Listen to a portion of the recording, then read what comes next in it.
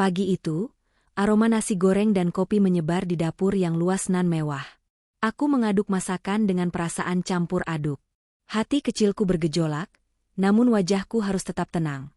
Setenang permukaan danau yang menyimpan monster di dasarnya. Telingaku menangkap suara tawa renyah dari arah teras belakang. Itu suara Mas Bayu, suamiku. Iya, sayang nanti ya. Tenang aja, aman kok. Si bos kan mau pergi, ucapnya setengah berbisik, lalu disusul tawa cekikikan. Tanganku yang memegang spatula menegang. Si bos. Begitu ia menyebutku pada wanita itu, wanita yang kutahu bernama Siska, seorang pemandu lagu di tempat karaoke yang belakangan ini sering dikunjungi Mas Bayu. Aku menarik napas panjang, meredam gemuruh di dada. Belum saatnya, Ratna. Belum saatnya meledak. Aku mematikan kompor dan berjalan menuju ruang makan. Tak lama kemudian, Mas Bayu masuk. Wajahnya cerah, langkahnya tegap, kulitnya segar bugar. Tidak ada tanda-tanda penyakit sedikit pun. Dia mencium keningku sekilas, sebuah rutinitas kosong yang makin lama makin membuatku muak. Mas, jadikan nganter aku ke kampung? Ibu sakitnya makin parah. Mas, kemarin aku telepon, suaranya lemah banget. Aku mau nginep 3 hari di sana sama Dinda, ujarku sambil menata piring. Mas Bayu tampak terkesiap sebentar, lalu tersenyum manis. Terlalu manis. Jadi dong, sayang, kan aku suami siaga. Kasihan ibu kalau nggak ada yang jenguk. Lagian ini kan hari libur, Dinda juga libur sekolah. Pas banget waktunya. Syukurlah. Tolong siapin barang-barangmu ya, Mas. Habis sarapan kita langsung berangkat biar nggak kena macet. Dia mengangguk mantap, melahap nasi gorengnya dengan lahap. Siap, Ratnaku sayang. Lihatlah dia. Pria yang di mata keluarga besarku adalah sosok suami idaman. Alim, sopan, tutur katanya lembut, dan terlihat sangat bertanggung jawab mengelola perusahaanku. Siapa yang menyangka, di balik topeng, Mas Bayu yang sempurna, ada bangkai busuk yang sedang ia sembunyikan. Teman-temanku sempat memperingatkanku.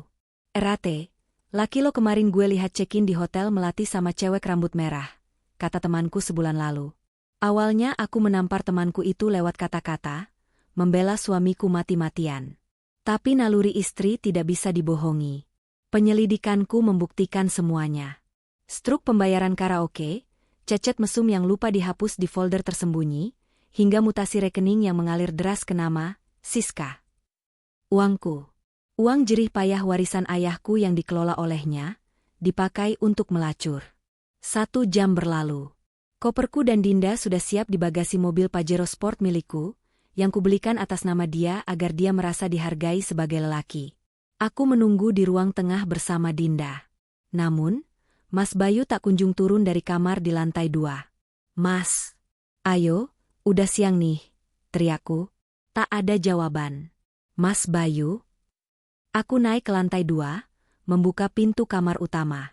Dan di sanalah aku melihat pemandangan yang membuatku ingin tertawa sekaligus muntah.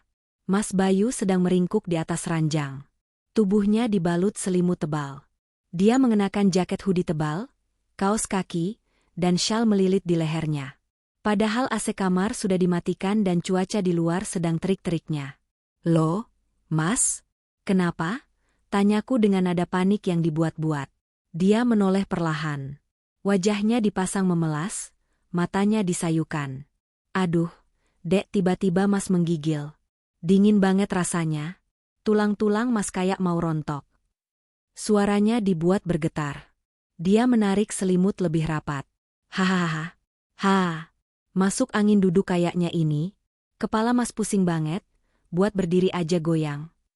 Aku mematung di ambang pintu. Hebat, batinku. Benar-benar aktor papan atas. Padahal baru 1 jam yang lalu dia melahap 2 piring nasi goreng dan tertawa lantang di telepon. Kok tiba-tiba banget? Mas, tadi pagi kan sehat? Pancingku. Iya, nggak tahu nih.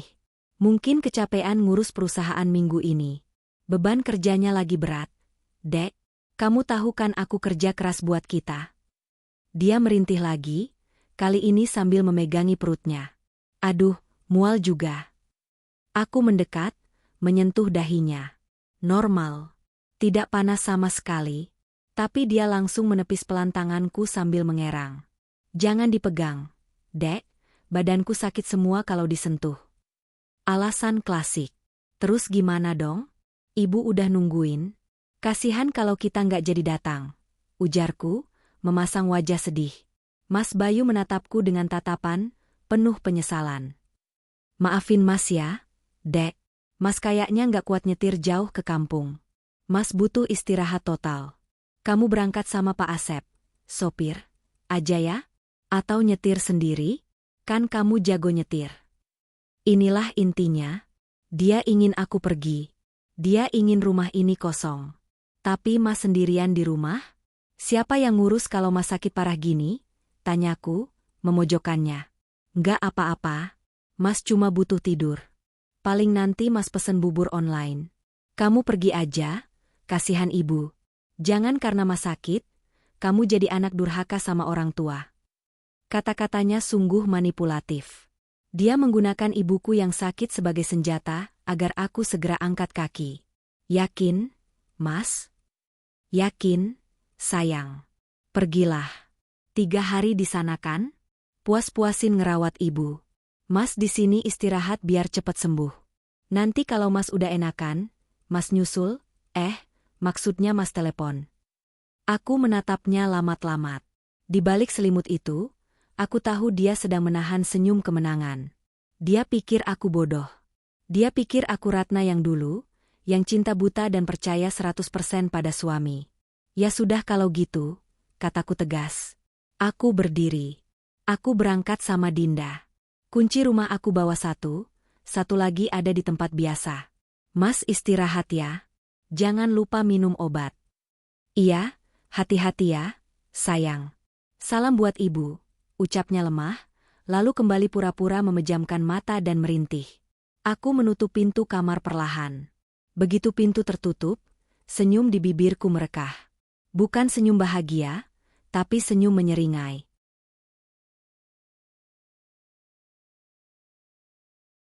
Selamat bermain, Mas Bayu. Nikmatilah panggung sandiwaramu selagi bisa. Karena setelah layar ditutup, kau akan tahu siapa sutradara sebenarnya di rumah ini. Aku turun ke bawah, menggandeng Dinda, dan masuk ke mobil. Aku menyalakan mesin, lalu melaju keluar dari gerbang rumah mewah kami. Satpam kompleks hormat padaku, dan aku membalas klakson. Di dalam mobil, Dinda bertanya, "Ma, Papa sakit apa? Kok enggak jadi ikut?" "Papa sakit bohong-bohongan, Nak," jawabku pelan. "Maksudnya?" "Nanti Dinda paham. Sekarang kita jalan dulu." Aku tidak benar-benar menuju ke kampung. Rencana menjenguk ibu memang benar, tapi aku sudah meminta tolong adikku untuk mengurus ibu sebentar. Hari ini, ada penyakit lain yang harus kubasmi di rumahku sendiri. Aku melajukan mobil keluar kompleks, berputar di jalan raya utama, lalu membelokkan mobil ke sebuah ruko kosong milik temanku yang letaknya tak jauh dari perumahan kami. Di sana, aku memarkir mobil di belakang agar tidak terlihat. "Kita nggak jadi ke tempat nenek, Ma?" tanya Dinda bingung. "Kita main petak umpet, sayang. Papa lagi main curang, jadi Mama harus kasih pelajaran biar Papa jadi anak baik lagi. Dinda mau bantu Mama?" Aku mengeluarkan ponselku. Membuka aplikasi CCTV yang terhubung ke seluruh sudut rumah, kecuali kamar utama yang sengaja dimatikan Bayu minggu lalu dengan alasan privasi. Tapi dia lupa. Aku memasang kamera tersembunyi baru di balik hiasan dinding kemarin sore. Di layar ponsel, terlihat aktivitas di ruang tengah rumahku. Baru 15 menit aku pergi. Pintu kamar utama terbuka. Sosok yang tadi menggigil, memakai jaket tebal, dan merintih kesakitan, kini keluar dengan hanya memakai celana pendek boxer. Dia berjalan sambil bersiul. Ya, bersiul. Dia melempar jaket tebalnya ke sofa, lalu merentangkan tangannya lebar-lebar di tengah ruang tamu, seolah baru saja memenangkan lotre. Dia mengambil ponselnya, menelepon seseorang dengan mode loudspeaker yang suaranya tertangkap jelas oleh audio CCTV. "Halo, Beb. Udah jalan belum? Si Nyonya tua udah pergi nih. Aman. 3 hari kita bebas. Cepetan kesini, aku udah nggak tahan." Darahku mendidih. Nyonya tua? Umurku baru 32 tahun, dan aku merawat diri dengan uangku sendiri. Terdengar suara manja menjijikan dari seberang telepon. Otwu, Mas. Aku udah dandan cantik banget buat kamu. Tunggu ya, sayang. Mas Bayu tertawa lepas. Dia berlari kecil ke dapur, membuka kulkas, mengambil bir dingin, minuman yang kularang ada di rumah ini. Dia menegaknya sambil berjoget-joget kecil. Sakitnya hilang total. Ajaib. Aku mencengkeram setir mobil kuat-kuat hingga buku jariku memutih. Tunggu saja. Nikmati pestamu sejenak. Biarkan pelakor itu datang. Biarkan mereka merasa di atas angin. Biarkan mereka masuk ke dalam perangkap. Saat mereka sedang di puncak kesenangan, saat itulah aku akan datang. Bukan sebagai istri yang menangis, tapi sebagai malaikat pencabut nyawa bagi masa depan mereka. Siap-siap miskin, Mas, desisku pelan. Aku menunggu 1 jam lagi di ruko itu, memastikan tamu agung itu sudah masuk ke istanaku. Jarak antara mobilku dan gerbang rumah hanya sekitar 2 kilometer. Namun rasanya aku sedang menonton siaran langsung kehidupan orang lain dari planet yang berbeda. Di layar ponselku, aplikasi CCTV menampilkan resolusi 4K yang tajam, memperlihatkan betapa busuknya pria yang selama 5 tahun ini tidur di sampingku. Di layar itu, Bayu, pria yang setengah jam lalu merintih seolah nyawanya tinggal separuh, kini sedang sibuk menggeser foto pernikahan kami yang berbingkai emas besar di ruang tengah. Dia membalikkan foto itu menghadap tembok. Biar nggak merusak pemandangan, gumamnya yang tertangkap samar oleh mikrofon CCTV. Dahiku berdenyut kencang. Itu foto yang kami ambil di Bali, dibiayai sepenuhnya oleh almarhum ayahku. Bayu saat itu hanya membawa diri dan jas sewaan. Sekarang, dengan tangan yang dipenuhi jam tangan mewah pemberianku, dia menyingkirkan kenangan itu demi menyambut pelacurnya.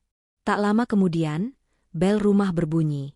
Jantungku berdegup kencang, bukan karena cinta, tapi karena adrenalin kebencian.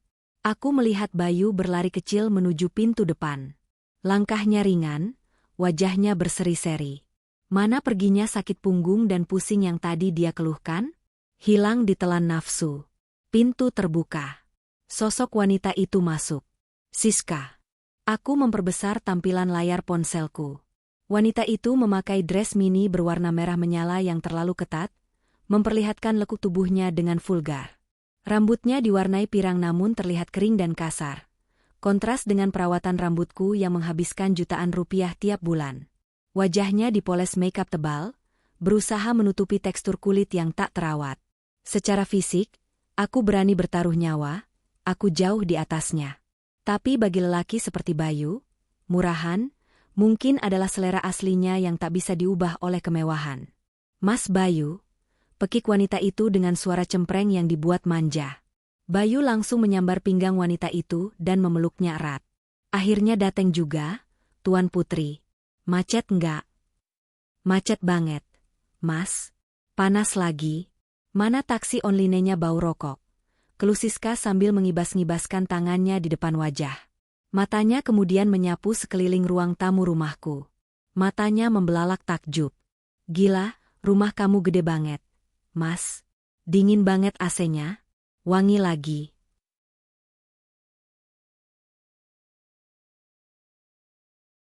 Rumah kita dong, Beb. Anggap aja rumah sendiri, jawab Bayu tanpa rasa bersalah sedikit pun. Rumah kita? Aku tertawa sinis di dalam mobil. Sertifikat rumah itu atas namaku. Tanah itu dibeli ayahku tahun 90-an. Bayu bahkan tidak menyumbang 1 paku pun untuk bangunan itu. Istrimu beneran udah pergi?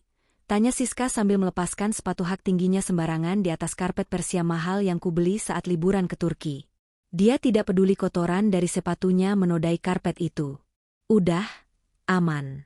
Dia itu bodoh kalau soal ginian. Dia percaya banget sama aku. Katanya mau jenguk ibunya yang sakit di kampung, 3 hari lagi baru balik. Jadi selama 3 hari ini, istana ini milik kita, ujar Bayu bangga. Dia menuntun Siska menuju sofa kulit Italia berwarna krem. Siska menjatuhkan dirinya di sofa itu, lalu menaikkan kakinya ke atas meja kopi. Enak banget jadi kamu, Mas. Punya istri kaya tapi blond. Hartanya kamu nikmatin, tapi kamunya seneng-seneng sama aku. Kalimat itu seperti bensin yang disiramkan ke api amarahku. Istri kaya tapi blon. Bayu tertawa terbahak-bahak. Ya begitulah, Beb. Namanya juga rezeki anak soleh. Lagian dia itu sibuk kerja mulu, kaku, gak asik kayak kamu. Diranjang juga ngebosenin. Aku memejamkan mata sejenak. Menahan air mata yang hampir jatuh. Bukan karena sedih dibilang membosankan, tapi marah karena kehormatanku sebagai istri diinjak-injak oleh suami yang bahkan uang bensinnya pun masih minta padaku. "Ma, kenapa muka mama merah?" Suara polos Dinda di kursi samping membuyarkan fokusku. Aku menoleh pada putri semata wayangku. Dinda baru kelas 4 SD, tapi dia anak yang cerdas. Aku tidak boleh membiarkan dia melihat drama penggerbekan yang akan terjadi sebentar lagi. Trauma itu tidak pantas dia tanggung. Sayang, Mama lupa ada barang penting ketinggalan. Tapi Mama nggak mau Dinda capek bolak-balik. Gini aja, Tante Arum, adikku, lagi ada di kafe Cempaka dekat sini. Dinda turun di sana ya, main sama Tante Arum dulu, makan es krim sepuasnya. Nanti sore Mama jemput lagi, baru kita ke tempat nenek. Oke? Dinda tampak ragu, tapi anggukan kepalaku meyakinkannya. Oke, Ma. Tapi beliin Robus ya buat game aku. Beres, jawabku tersenyum. Aku melajukan mobil ke kafe terdekat, menyerahkan Dinda pada adikku yang sudah kuhubungi sebelumnya. Arum menatapku dengan pandangan bertanya, "Mbak yakin mau ngadepin sendiri? Perlu aku panggil Mas Doni, suami Arum, buat nemenin?" "Nggak usah, Rum. Ini urusan rumah tanggaku. Aku yang bawa tikus itu masuk. Aku juga yang harus buang. Kamu jaga Dinda aja, jangan sampai dia buka HP atau lihat sosmed dulu." Setelah memastikan Dinda aman, aku kembali masuk ke mobil. Wajahku berubah drastis. Senyum ibu penyayang lenyap, berganti dengan wajah dingin seorang eksekutor. Aku menyalakan mesin mobil. Kali ini, tujuanku jelas, pulang. Sementara itu, di dalam rumahku, pesta kecil mereka makin menjadi-jadi. Lewat layar ponsel yang kuletakkan di dashboard, aku melihat mereka mulai masuk ke area pribadiku. Mereka berjalan menuju dapur. "Mas, aku lapar nih," rengek Siska. "Tenang, kulkas penuh. Si bos baru belanja bulanan kemarin. Ada daging impor, ada coklat mahal, ambil aja sesukamu." Siska membuka kulkas 2 pintu milikku. Dia mengambil sebotol jus anggur premium yang biasanya kusimpan untuk acara khusus, lalu meneguknya langsung dari botol tanpa gelas. Cairan ungu menetes ke dagunya, lalu jatuh ke lantai marmerku. Dia tidak membersihkannya. "Manis banget, Mas. Kayak kamu," godanya. "Beb, kamu mau lihat kamar utama nggak?" tawar Bayu tiba-tiba. Jantungku berhenti berdetak sesaat. "Jangan berani-berani, Bayu." "Emang boleh? Nanti ketahuan ada rambut aku atau bau parfum aku gimana?" tanya Siska pura-pura khawatir. "Halah, gampang. Nanti sebelum dia pulang, aku panggil cleaning service langganan buat bersihin total. Yang penting sekarang kita happy-happy dulu. Kasurnya empuk banget loh, beda sama kasur kosan kamu." Bajingan. Mereka beranjak naik ke lantai 2. Kamera CCTV ruang tengah hanya menangkap punggung mereka yang menghilang di tangga. Aku mematikan ponsel. Aku tidak perlu melihat lebih jauh. Imajinasi liar tentang apa yang akan mereka lakukan di ranjang tempat aku melahirkan Dinda, tempat aku menangis saat ayah meninggal, tempat aku mengabdi sebagai istri, sudah cukup membuatku ingin membakar seisi rumah. Mobilku berbelok memasuki kompleks perumahan. Aku tidak ngebut. Aku menyetir dengan sangat pelan. Satpam di gerbang depan sempat heran melihatku kembali. "Loh, Bu Ratna? Kok balik lagi? Ada yang ketinggalan, Bu?" sapa Pak Ujang, Satpam kompleks. Aku membuka kaca jendela sedikit. "Iya, Pak. Ada sampah besar yang lupa saya buang. Tolong ya Pak, kalau nanti ada keributan atau saya minta tolong, Bapak langsung datang sama teman regu Bapak." Pak Ujang bingung, tapi melihat tatapan mataku yang tajam, dia mengangguk hormat. "Siap, Bu Ratna." Aku meluncur ke depan rumah. Gerbang besi tinggi itu tertutup rapat, tapi tidak dikunci gembok. Bayu terlalu malas untuk turun mengunci gembok setelah Siska datang tadi. Aku memarkirkan mobilku di depan rumah tetangga yang sedang kosong, agar suara mesin mobil tidak terdengar jelas dari dalam kamar utama. Aku turun, melepas sepatu flat soesku. Aku berjalan tanpa alas kaki di atas aspal panas, tapi rasa panas di hatiku jauh lebih membakar. Aku mendorong gerbang kecil di samping pagar utama. Engselnya sudah kuminyaki minggu lalu, jadi tidak bersuara sama sekali. Halaman depan sepi. Pintu utama tertutup. Aku merogoh tas, mengambil kunci cadangan. Tanganku tidak gemetar. Anehnya, aku merasa sangat tenang. Seperti ketenangan sebelum badai menghantam. Klek. Kunci terbuka. Pintu kayu jati itu terdorong ke dalam tanpa suara. Hawa dingin AC langsung menyambutku. Aroma parfum murah yang menyengat hidung, campuran bunga melati dan alkohol murahan, menggantikan aroma aromaterapi lavender kesukaanku. Di ruang tamu, jaket Bayu tergeletak di lantai. Tas Siska, sebuah tas KW merek terkenal, ditaruh sembarangan di meja hias, menggeser vas bunga kristal kesayanganku hingga hampir jatuh. Ada bungkus rokok di meja. Padahal aku sudah membuat peraturan tegas. Dilarang merokok di dalam rumah. Abu rokok berserakan di meja kaca. Aku melangkah pelan, seperti hantu yang bergentayangan di rumahnya sendiri. Telingaku menangkap suara dari lantai atas. Suara tawa cekikikan dan musik dangdut koplo yang diputar cukup kencang dari speaker Bluetooth yang ada di kamar. Asik goyangnya, Mas. Sawer dong. Seru Siska. Nih, ambil. Duit istriku banyak di dompet laci, sahut Bayu. Darahku mendesir hebat mendengar itu. Itu uang operasional perusahaan yang kutaruh di laci untuk keperluan darurat. Aku menapaki anak tangga satu persatu. Setiap langkah adalah memori tentang pengkhianatan. Langkah pertama, saat dia meminjam uang untuk modal usaha tapi bangkrut dan aku yang melunasi utangnya. Langkah kedua, saat dia minta dibelikan mobil agar tidak malu ketemu klien. Langkah ketiga, saat dia bersumpah demi Tuhan akan setia padaku saat akad nikah. Semuanya bohong. Aku sampai di depan pintu kamar utama yang sedikit terbuka. Musik dangdut berdentum-dentum. Aku mengintip sedikit. Pemandangan di dalam sana sungguh menjijikkan.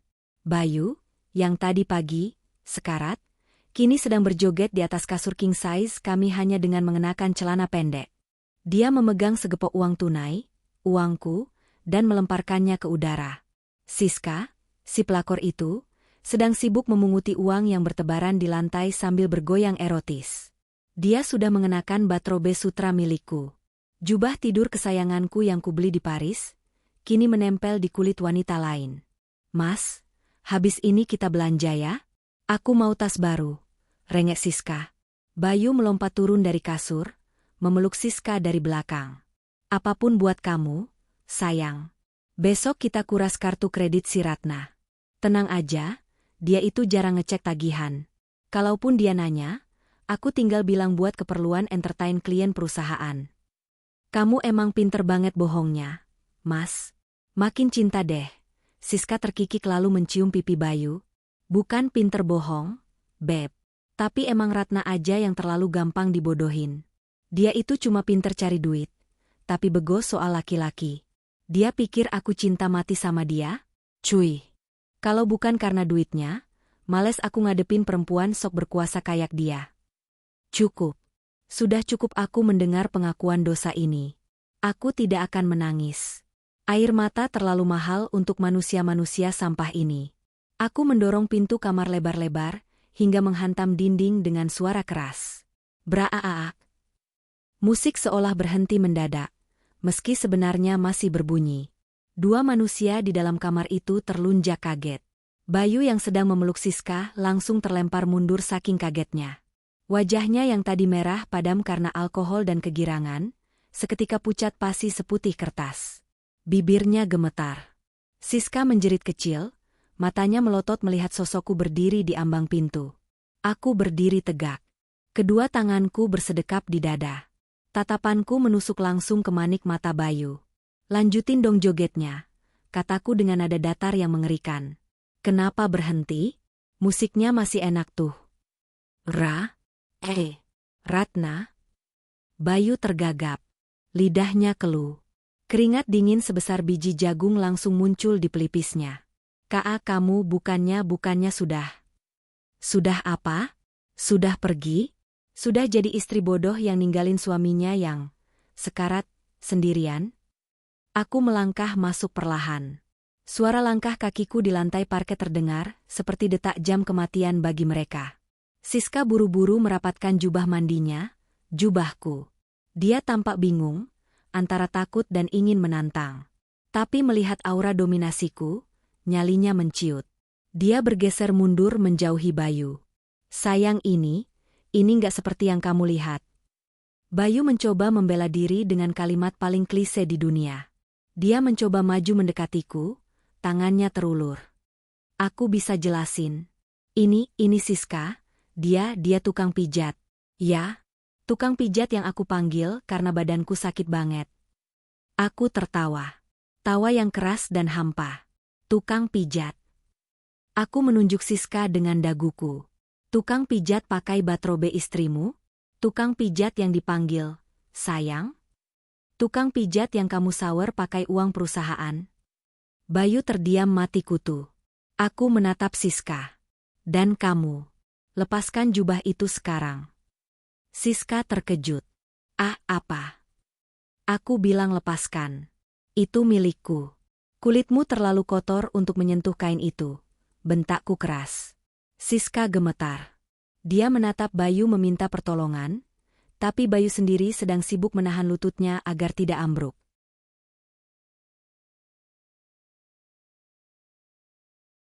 Kamu pikir kamu menang, Mas?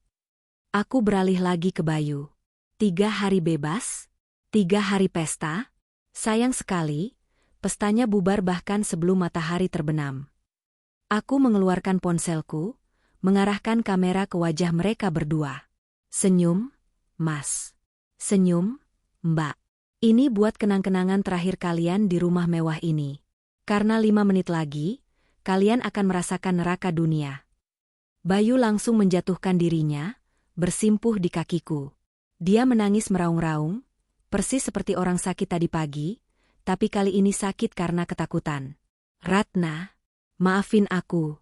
Aku hilaf. Sumpah aku hilaf. Jangan tinggalin aku, Ratna. Aku cuma main-main. Aku menendang bahunya pelan hingga dia terguling. Simpan air matamu, Bayu. Kamu akan membutuhkannya saat tidur di kolong jembatan nanti. Suara tangisan Bayu yang meraung-raung di lantai kamar terdengar begitu menyedihkan. Kontras dengan musik dangdut yang masih mengalun pelan dari speaker sebelum akhirnya aku menyambar benda itu dan mematikannya kasar. Hening. Kini hanya ada suara isak tangis buaya dan deru napas ketakutan dari 2 manusia hina di hadapanku. Aku menatap Bayu yang masih bersujud memegangi ujung celana panjangku. Pria yang selama 5 tahun ini kubanggakan di depan keluarga, pria yang kuangkat derajatnya dari karyawan biasa menjadi direktur perusahaan, kini tak ubahnya seperti cacing kepanasan. Lepaskan, desisku dingin. Ratna, tolong dengerin aku dulu. Sumpah, ini nggak seperti yang kamu bayangin. Aku cuma dijebak. Perempuan ini yang maksa masuk. Bayu tiba-tiba menuding Siska yang berdiri mematung di sudut kamar. Mataku membelalak tak percaya. Luar biasa. Detik ini juga dia langsung mengorbankan selingkuhannya demi menyelamatkan diri sendiri. Siska yang mendengar tuduhan itu langsung tersentak. Wajahnya yang tadi ketakutan berubah menjadi marah. Maksud kamu apa, Mas? Bentak Siska, melupakan rasa takutnya pada kehadiranku. Kamu bilang dijebak? Kamu yang telepon aku. Kamu yang transfer uang buat ongkos taksi. Kamu yang bilang istri kamu itu bodoh dan kaku. Kok sekarang malah nuduh aku? Diam kamu. Bentak Bayu pada Siska. Kalau bukan karena kamu yang rayu-rayu aku tiap hari di tempat karaoke, aku nggak bakal kayak gini. Kamu yang gatal. Cukup. Teriakanku menggema, memantul di dinding kamar yang luas itu. Seketika mereka berdua terdiam. Aku menatap mereka bergantian dengan tatapan jijik. Kalian berdua sama-sama sampah. Nggak usah saling menyalahkan. Baunya sudah sama-sama busuk. Aku melangkah mendekati Siska. Wanita itu mundur hingga punggungnya menabrak lemari pakaian. Tangan kirinya masih memegangi kerah Batrobe Sutra milikku. Aku nggak akan mengulang kalimatku untuk ketiga kalinya. Ucapku pelan namun penuh penekanan, setiap kata tajam mengiris udara. Buka jubah itu. Sekarang. Siska gemetar. Dia melirik Bayu, berharap pembelaan, tapi Bayu masih sibuk mencium lantai. Dengan tangan gemetar, Siska membuka tali jubah mandi itu. Di baliknya, dia hanya mengenakan pakaian dalam yang sangat minim. Aku nggak peduli kamu mau telanjang atau apa. Masukkan jubah itu ke keranjang cucian kotor. Jangan taruh sembarangan, nanti menularkan penyakit, perintahku kejam. Siska melempar jubah itu kasar ke lantai, lalu buru-buru memungut dres merah ketatnya yang tadi berserakan di dekat kasur. Dia memakainya dengan tergesa-gesa, wajahnya merah pada menahan malu dan marah. Sekarang giliranmu, Mas. Aku beralih menatap suamiku. Ah, ralat, calon mantan suamiku. Aku mengeluarkan sebuah amplop coklat dari dalam tasku. Amplop yang sudah kupersiapkan sejak 2 hari lalu dari detektif swasta yang kusewa. Aku melempar isi amplop itu ke wajah Bayu. Foto-foto berhamburan di lantai.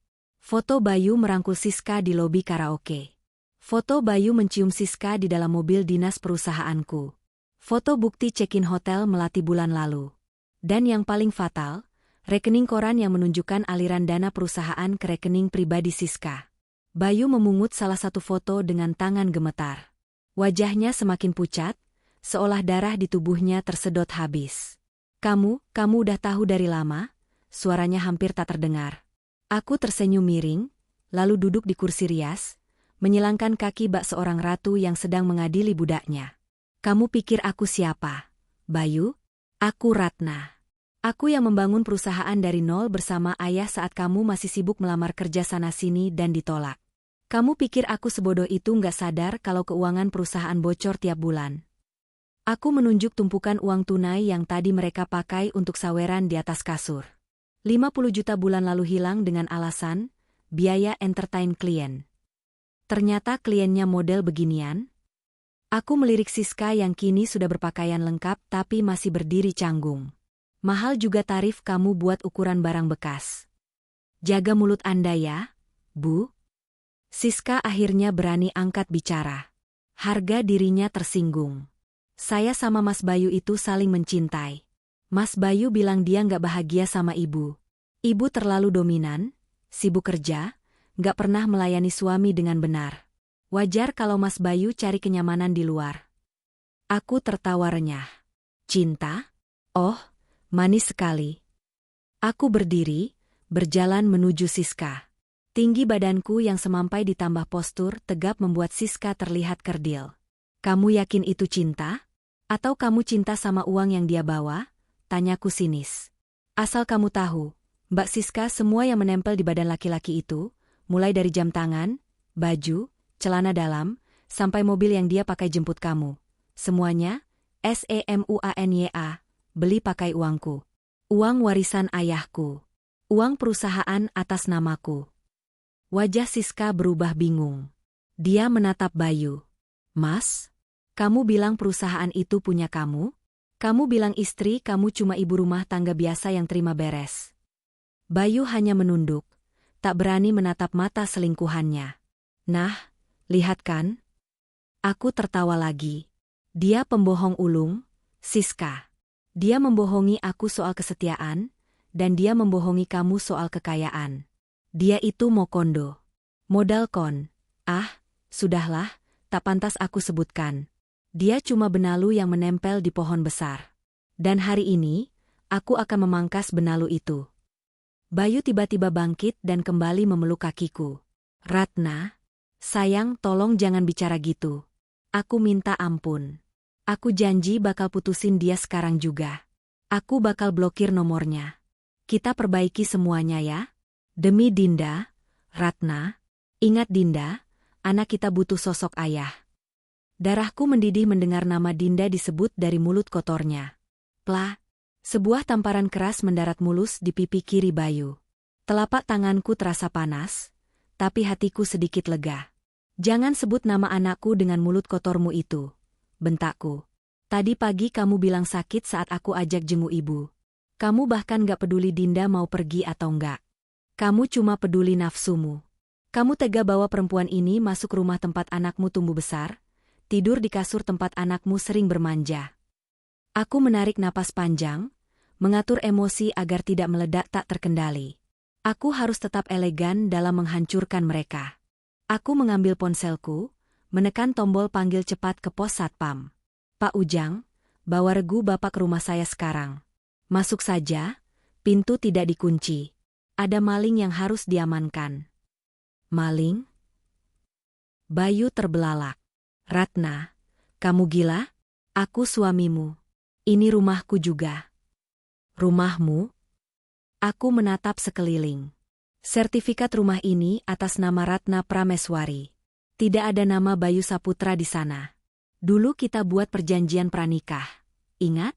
Kamu yang tanda tangan sendiri dengan sombongnya, karena yakin kamu gak butuh harta aku. Sekarang perjanjian itu yang akan membunuhmu. Suara langkah kaki berat terdengar berlari menaiki tangga. Tak lama kemudian, Pak Ujang dan 2 satpam lainnya muncul di depan pintu kamar dengan pentungan siap sedia. Mereka terengah-engah. Mana malingnya, Bu? Teriak Pak Ujang panik. Namun, langkah mereka terhenti saat melihat pemandangan di dalam kamar. Bayu yang berantakan dengan pipi merah bekas tamparan, Siska yang ketakutan di pojok, dan aku yang berdiri tegak dengan wajah dingin. Pak Ujang menurunkan pentungannya, bingung. Loh, Pak Bayu, ini ada apa, Bu? Pak Ujang, kataku tenang namun tegas. Bapak lihat 2 orang ini? Iya, Bu. Mereka bukan lagi penghuni rumah ini. Laki-laki ini sudah melakukan pelanggaran berat dalam rumah tangga, dan perempuan ini masuk tanpa izin saya. Saya minta Bapak dan rekan-rekan Bapak menjadi saksi, dan bantu saya menyeret mereka keluar dari kompleks ini sekarang juga. Tapi Bu, Pak Bayu kan? Pak Ujang masih ragu. Bagaimanapun, Bayu sering memberinya rokok, pakai uangku tentu saja. Pak Bayu bukan lagi suami saya mulai detik ini. Saya yang menggaji Bapak di iuran warga, saya pemilik rumah ini. Kalau Bapak tidak mau bantu, saya lapor ke Komandan Regu dan panggil polisi sekarang juga atas tuduhan perzinahan dan masuk tanpa izin. Mendengar kata polisi, Siska langsung panik. Jangan polisi, Bu. Jangan. Saya pergi. Saya pergi sekarang. Siska menyambar tasnya dan hendak lari keluar. Eits, tunggu dulu, sergahku. Aku menghadang langkahnya. Tas itu, aku menunjuk tas branded yang dibawa Siska. Aku pernah lihat struk pembelian tas itu di saku jas suamiku bulan lalu. Harganya 25 juta. Siska memeluk tas itu erat. Ini hadiah. Ini hak saya. Hadiah dari uang curian perusahaan saya, koreksiku tajam. Serahkan, atau saya masukkan pasal pencurian dalam laporan polisi nanti. Wajah Siska pucat. Dia menatap Bayu, tapi Bayu hanya diam seperti patung. Dengan berat hati dan mata berkaca-kaca, Siska melempar tas itu ke kasur. Ponsel itu, tunjukku lagi pada HP yang dipegang Siska. iPhone 15 Pro Max. Pembelian 2 minggu lalu. Kartu kredit saya. Taruh. Ibu gila. Terus saya pulang naik apa? Saya hubungi orang gimana?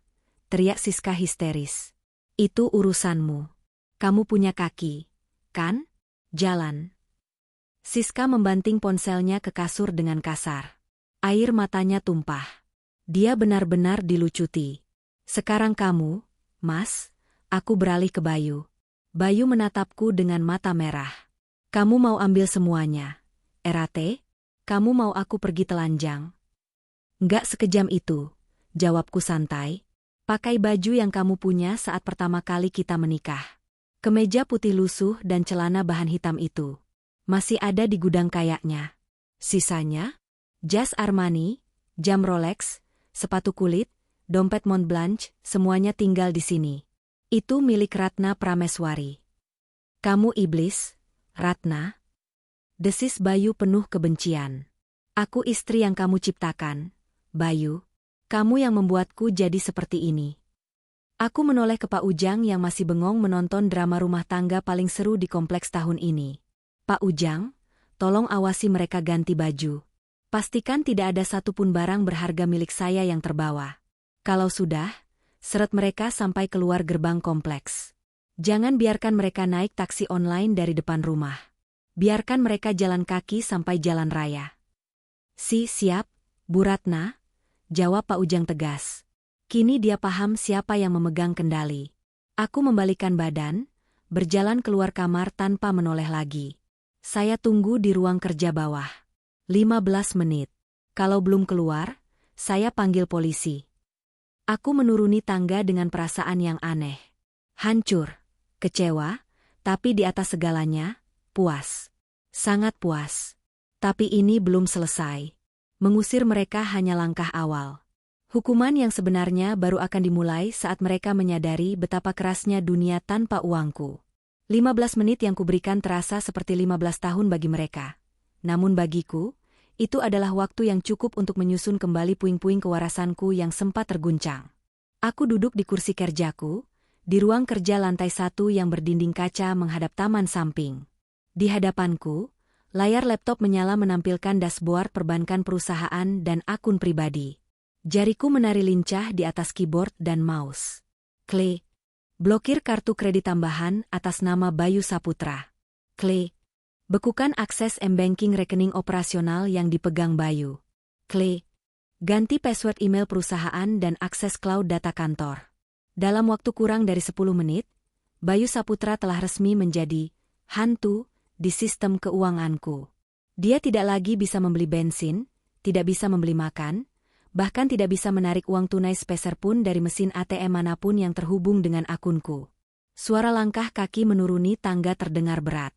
Aku memutar kursi kerjaku menghadap pintu. Mereka turun. Pemandangan di hadapanku sungguh menggelikan sekaligus menyedihkan.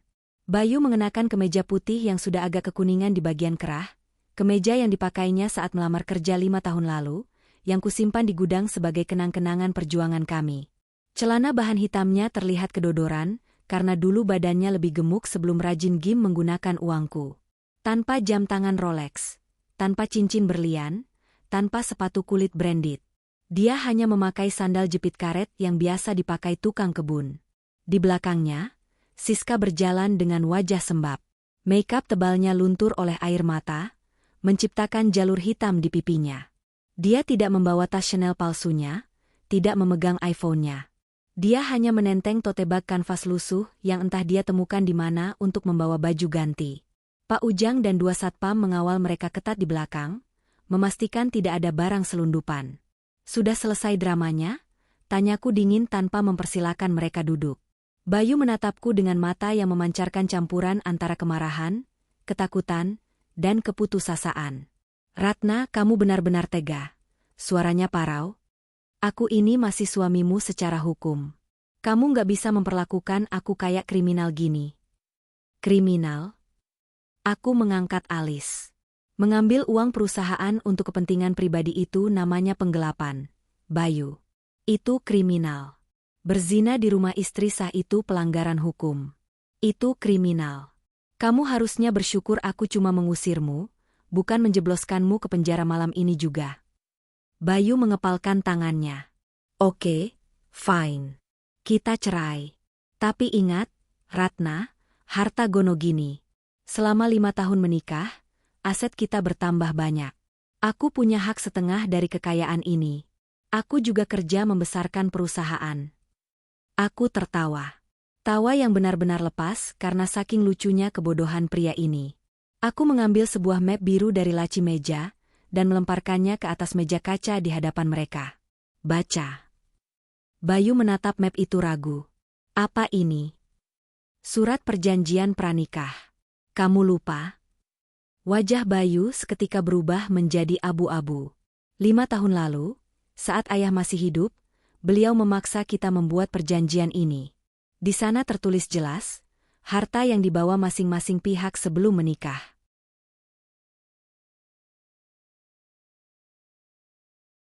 Tetap menjadi milik masing-masing, dan harta yang diperoleh dari pengembangan aset bawaan tetap menjadi milik pemilik aset awal. Aku berdiri, berjalan perlahan mengelilingi Bayu. Perusahaan itu warisan ayah. Rumah ini warisan ayah. Mobil-mobil itu dibeli pakai dividen perusahaan. Semuanya aset bawaan yang berkembang. Kamu masuk rumah ini cuma bawa ijazah S1 dengan IPK pas-pasan dan 1 koper baju. Jadi, kalau kita cerai, yang kamu bawa keluar ya cuma ijazah dan baju-baju itu. Bayu gemetar hebat. Kakinya lemas hingga dia harus berpegangan pada pinggiran sofa. Harapannya untuk mendapat pesangon besar, atau bagi hasil harta Gonogini hancur berkeping-keping. Dan soal pekerjaanmu? Lanjutku, menatap tajam matanya. Mulai detik ini, kamu saya pecat dengan tidak hormat dari posisi direktur operasional. Surat pemecatan resmi akan dikirim HRD besok pagi ke emailmu. Oh, tunggu, kamu nggak punya laptop lagi ya? Nanti saya kirim via pos ke alamat orang tuamu. Ratna, kamu mematikan rezekiku. Terus aku mau makan apa? Teriak Bayu histeris. Itu bukan urusanku lagi, jawabku datar. Kamu punya tangan, punya kaki. Jadilah laki-laki sejati. Kerja. Banting tulang. Jangan cuma bisa banting istri di kasur orang lain. Siska yang sejak tadi diam mulai menangis lagi. Dia menyadari satu hal fatal. Pria yang dia rebut ternyata Zong. Kosong melompong. Dia baru saja kehilangan ponsel mahal dan tas brandednya demi seorang pengangguran miskin. Mas, jadi kamu beneran gak punya apa-apa? Isak Siska menatap Bayu tak percaya. Bayu menoleh kasar ke Siska. Diam kamu. Ini semua gara-gara kamu. Kalau kamu gak ngerengek minta ke rumah, gak bakal ketahuan. Keluar, perintahku singkat. Ratna, tolonglah kasih aku kesempatan. Bayu kembali merendahkan suaranya, mencoba memelas. Setidaknya kasih aku pegangan uang sedikit buat cari kosan. Aku nggak punya uang cash sama sekali di dompet ini. Dia menunjukkan dompet kulit lamanya yang kosong. Aku menatapnya lurus. Dulu, aku tidak akan tega melihatnya kelaparan. Dulu, aku akan memberinya segalanya. Tapi bayangan dia menertawakan kebodohanku di telepon tadi pagi. Bayangan dia menyebutku, nyonya tua. Membunuh sisa rasa ibaku. Kamu punya Siska, ujarku sambil tersenyum sinis. Siska kan cinta mati sama kamu? Minta dia bayarin makan. Minta dia sewakan kamar. Buktikan kalau cinta kalian itu suci, bukan karena uang. Aku beralih menatap Siska. Benar kan, Mbak Siska? Kamu mau menampung Mas Bayu kan? Kasihan lo, dia sudah rela diusir demi kamu. Siska terdiam. Wajahnya masam. Dia tidak menjawab. Dalam hatinya pasti sudah menyusun rencana untuk kabur secepat mungkin. Pak Ujang, panggilku. Siap, Bu. Antar mereka sampai jalan raya. Pastikan mereka keluar dari gerbang kompleks. Kalau mereka mencoba balik lagi atau bikin keributan di depan rumah, panggil polisi. Siap laksanakan. Pak Ujang maju, memegang lengan Bayu dengan kasar. Ayo jalan, Pak. Jangan bikin malu diri sendiri makin parah. Lepas. Jangan pegang-pegang. Bayu memberontak. Tapi tenaga dua satpam bertubuh kekar itu jauh lebih kuat daripada tenaganya yang cuma hasil gimanja. Bayu diseret keluar. Siska mengekor di belakang sambil menunduk dalam-dalam, berusaha menutupi wajahnya dengan rambut pirangnya yang kusut. Aku mengikuti mereka sampai ke teras. Di luar, langit mulai sore. Beberapa tetangga yang sedang menyiram tanaman atau mengajak jalan anjing peliharaan mereka berhenti beraktivitas. Mereka menonton prosesi pengusiran itu dengan mata membelalak. Bu RT yang kebetulan lewat langsung berhenti. Loh, Bu Ratna? Ada apa ini? Kok Pak Bayu diseret-seret? Aku tersenyum sopan pada Bu RT. Nggak apa-apa, Bu. Cuma lagi buang sampah besar yang selama ini nyempil di dalam rumah. Maaf ya kalau agak ribut. Wajah Bayu merah padam. Mal. Sangat mal. Dia yang selama ini membangun citra sebagai suami sukses dan dermawan di lingkungan kompleks, kini diseret seperti maling ayam, memakai baju lusuh, diikuti selingkuhannya yang berpenampilan berantakan. Ratna, aku nggak bakal maafin kamu. Kamu bakal nyesel. Teriak Bayu sebelum didorong keluar pagar besi. Yang bakal menyesal itu kamu, Bayu. Selamat menikmati hidup barumu, gumamku pelan saat gerbang ditutup kembali oleh Pak Ujang. Bunyi klang dari besi gerbang yang beradu terdengar, seperti musik penutup yang indah. Hening. Akhirnya mereka pergi. Aku berdiri sendirian di halaman rumahku yang luas dan megah. Mobil Pajero dan Alphard terparkir rapi di garasi. Rumah ini masih milikku. Hartaku masih milikku. Anakku masih milikku. Hanya satu yang hilang, parasit. Lututku tiba-tiba terasa lemas. Aku terduduk di kursi teras. Napasku memburu. Adrenalin yang tadi memompa semangatku kini surut, meninggalkan rasa lelah yang luar biasa. Air mata akhirnya menetes. Bukan karena aku mencintainya. Aku menangis karena meratapi kebodohanku selama 5 tahun ini. Bagaimana bisa aku membiarkan ular berbisa tidur di sebelahku begitu lama? Bagaimana bisa aku tidak melihat tanda-tandanya? Aku membiarkan diriku menangis selama 5 menit. Hanya 5 menit. Itu jatah waktu yang kuberikan untuk meratapi nasib. Setelah 5 menit, aku menghapus air mataku kasar. Aku mengambil ponselku. Ada satu notifikasi masuk. Itu dari Arum, adikku. Mbak, Dinda udah makan. Kita lagi main game. Mbak gimana? Aman? Aku mengetik balasan dengan tangan yang sudah tidak gemetar. Aman, Rum. Sampahnya sudah dibuang. Besok Mbak akan ganti kunci rumah dan panggil biro jasa buat urus surat cerai. Jagain Dinda ya, malam ini Mbak mau sterilisasi rumah dulu. Aku bangkit berdiri. Masuk ke dalam rumah. Langkah pertamaku adalah menuju kamar utama. Aku melihat kasur king size itu. Spraynya berantakan bekas mereka. Aku menarik spray itu dengan kasar, menggulungnya, lalu menyeretnya keluar. Aku tidak akan mencucinya. Aku akan membakarnya. Aku menelepon asisten rumah tanggaku yang sedang libur. Mbak Siti, besok masuk pagi-pagi ya. Kita kerja bakti. Saya mau buang kasur, ganti karpet, dan cat ulang kamar utama. Oh ya, tolong panggilin tukang loak sekalian, saya mau jual semua baju laki-laki di lemari. Hidupku baru saja dimulai kembali. Dan kali ini, tanpa beban. Sementara itu, di pinggir jalan raya, Bayu dan Siska berdiri di trotoar berdebu. Kendaraan berlalu lalang dengan bising, menyemburkan asap knalpot ke wajah mereka. Sekarang gimana, Mas? Tanya Siska ketus. Dompet kamu beneran kosong? Bayu merogoh sakunya lagi, berharap ada keajaiban. Nihil. Beneran, Beb. Aku nggak bawa speser pun. ATM ada di dompet yang ditahan Ratna. Terus kita mau tidur di mana malam ini? Kita mau makan apa? Siska mulai meninggikan suaranya. Ya sabar dong. Kamu ada uang kan? Pinjem dululah. Nanti kalau aku udah kerja lagi, aku ganti 10 kali lipat. Janji Bayu, sebuah janji kosong yang sering dia ucapkan. Siska membuka tas kanvasnya, mengeluarkan dompet kecil. Aku cuma ada 100.000, Mas. Itu sisa uang belanja kemarin.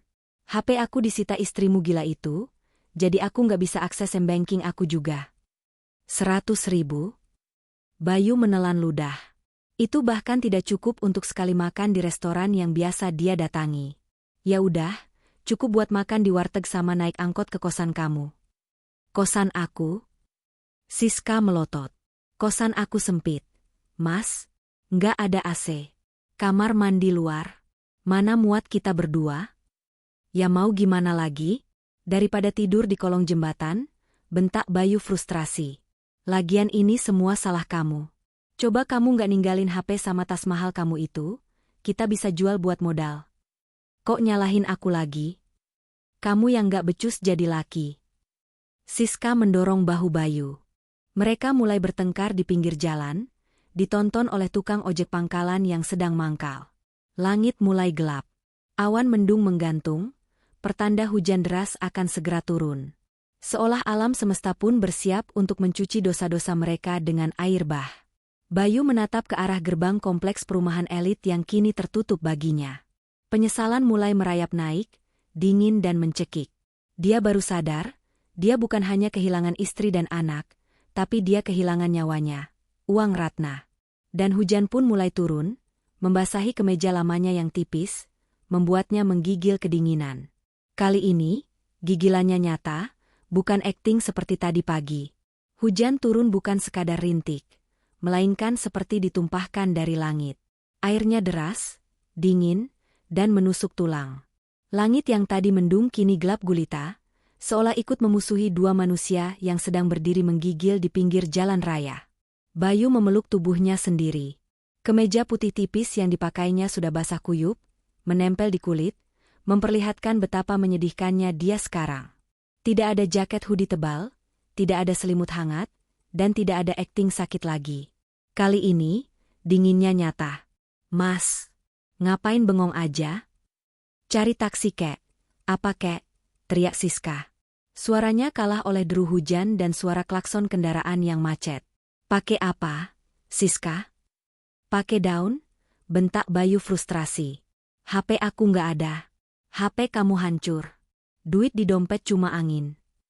Terus kita mau berdiri di sini sampai mati kedinginan?" Siska menghentakkan kakinya. Air genangan keruh menciprat ke betisnya, mengotori dres merah yang tadinya ia banggakan. Sebuah angkutan umum, angkot, berwarna biru usang berhenti di depan mereka. Sopirnya, seorang pria tua dengan rokok terselip di bibir, melongok keluar jendela. "Ke terminal, Neng?" "Mas," tawar sopir itu. Bayu menatap angkot itu dengan tatapan nanar. Kursinya sempit, penumpangnya berdesakan, dan bau apek menguar dari dalam. Selama 5 tahun terakhir, pantat Bayu hanya menyentuh jok kulit mobil ber-AC. Naik angkot adalah hal yang sudah ia hapus dari kamus hidupnya sejak menikahi Ratna. "Aku nggak mau naik ginian, Mas." "Bau?" tolak Siska angkuh. "Sadar diri, Siska." Bayu menarik tangan Siska kasar. "Kita nggak punya pilihan. Uangmu cuma 100.000. Kalau kita nekat nyetop taksi, belum tentu mereka mau ngangkut kita yang basah kuyup gini, dan belum tentu duitnya cukup." Dengan terpaksa, Bayu mendorong Siska masuk ke dalam angkot, lalu dia menyusul. Di dalam angkot, mereka duduk berhimpitan di pojok. Penumpang lain, seorang ibu-ibu membawa belanjaan sayur dan 2 anak sekolah, menatap mereka dengan pandangan aneh. Penampilan Siska yang menor tapi berantakan, dan Bayu yang memakai kemeja kantoran tapi basah kuyup, terlihat sangat tidak pada tempatnya. "Geser dikit dong, Mas," gerutu ibu-ibu di sebelahnya saat lutut Bayu tak sengaja menyenggol keranjang ikannya. "Maaf, Bu," gumam Bayu pelan. Harga dirinya runtuh. Tadi pagi, dia adalah Pak Direktur yang disegani karyawan. Sore ini, dia diomeli ibu-ibu di angkot karena menyenggol keranjang ikan asin. Sepanjang perjalanan menuju kosan Siska, Bayu hanya menunduk. Pikirannya melayang pada kehangatan rumah Ratna. "Jam segini, biasanya aku lagi duduk di sofa empuk, nonton Netflix di TV 60 inch, sambil minum kopi latte buatan mesin kopi mahal Ratna. Makan malam biasanya steak atau sup buntut dari restoran langganan yang dikirim ke rumah." Perutnya berbunyi kerucuk-kerucuk keras. Lapar. Dia belum makan siang karena terlalu sibuk, bersiap, menyambut Siska tadi. Siska melirik sinis. "Lapar, Mas? Tahan. Duit 100.000 ini harus cukup buat transport sama makan malam berdua. Jangan harap makan enak." Bayu menelan ludah. Hatinya perih. Bukan hanya karena lapar, tapi karena kenyataan bahwa wanita di sebelahnya, wanita yang dia kira bidadari penurut, ternyata mulutnya setajam silet saat sedang susah. 1 jam kemudian, angkot menurunkan mereka di sebuah gang sempit di pinggiran kota. Kawasan padat penduduk yang kumuh. Kabel listrik semrawut di atas kepala, selokan terbuka dengan air hitam pekat mengalir di pinggir jalan setapak. "Ini tempat tinggal kamu?" tanya Bayu tak percaya. Selama ini dia selalu menjemput Siska di lobi karaoke, atau bertemu langsung di hotel. Dia tidak pernah tahu di mana Siska tinggal. "Kenapa?" kaget, cibir Siska sambil berjalan menghindari kotoran kucing di jalan gang. "Aku kan cuma Elsie, pemandu lagu, Mas. Gajiku habis buat makeup sama baju biar kelihatan cantik di depan tamu kayak kamu. Sisanya ya cuma cukup buat sewa tempat ginian." Mereka berhenti di depan sebuah rumah petak bercat hijau lumut yang catnya sudah mengelupas. Pintu triplek tipis menjadi pembatas privasi mereka dengan dunia luar. Siska merogoh kunci dari saku kecil di dresnya, lalu membuka pintu. Kriek. Pintu terbuka. Bau lembab langsung menyergap hidung Bayu. Kamar itu kecil. Mungkin hanya 3x3 meter. Kasurnya kasur busa tipis yang ditaruh di lantai. Lemari plastik murahan berdiri miring di sudut. Kipas angin kecil berdebu menempel di dinding. Tidak ada AC. Tidak ada TV besar. Kamar mandinya ada di luar, berbagi dengan penghuni kos lain. Bayu berdiri mematung di ambang pintu. Dia tidak sanggup melangkah masuk. Masuk, Mas. Jangan bikin tetangga ngelihatin kita. Tarik Siska. Bayu masuk dengan langkah berat. Siska membanting pintu, lalu melempar tas kanvasnya ke lantai. Selamat datang di istana barumu, Pangeran, ujar Siska sarkas. Dia duduk di kasur busa itu, menatap Bayu yang masih berdiri. Gimana? Masih merasa hebat? Jangan mulai, Siska, geram Bayu. Kepalaku mau pecah. Kepala kamu mau pecah? Gimana dengan aku? Siska berdiri lagi, mendorong dada Bayu. Tas aku disita. HP aku hancur. Dan sekarang aku bawa laki-laki pengangguran ke kamar sempit ini. Kamu tahu nggak, Mas? Aku pacaran sama kamu itu karena aku pikir kamu kaya. Aku pikir kamu bakal cerain istri kamu terus nikahin aku, dan bawa aku keluar dari lubang tikus ini. Ternyata apa? Kamu malah nyeret aku masuk lebih dalam ke lumpur. Aku juga nggak nyangka Ratna bakal senekat itu. Bela Bayu. Biasanya dia penurut. Dia itu bucin sama aku. Bucin matamu, teriak Siska. Dia itu pinter. Dia pura-pura bego biar tahu busuknya kamu. Dan sekarang kita berdua yang jadi gelandangan. DM. Bayu tak tahan lagi. Dia menendang lemari plastik hingga pintu lemari itu copot.